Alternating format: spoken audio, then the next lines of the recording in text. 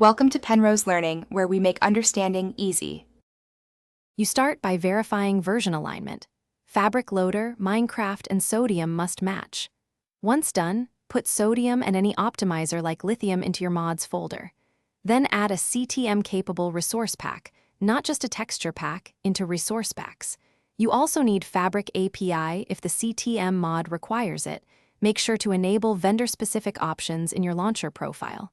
Finally, launch once to generate config files so you can edit them in the next step. You now edit the CTM JSON to point at the atlas region Sodium produces, because Sodium remaps textures into atlases. Make sure every variant references the correct sprite names. Once changed, save and clear the game's cache.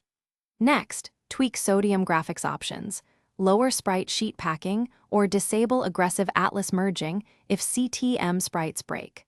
Finally, test a single block in-game to confirm connected faces render. Iterate on file names and atlas indices. You finish by reloading resource packs in-game, press F3+T, and inspect connections from multiple angles.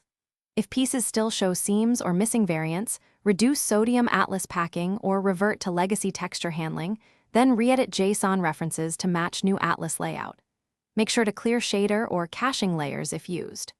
One key troubleshooting tip. If connected textures break, switch Sodium off. If that fixes it, the issue is atlas packing, and you must update CTM sprite names to the atlas.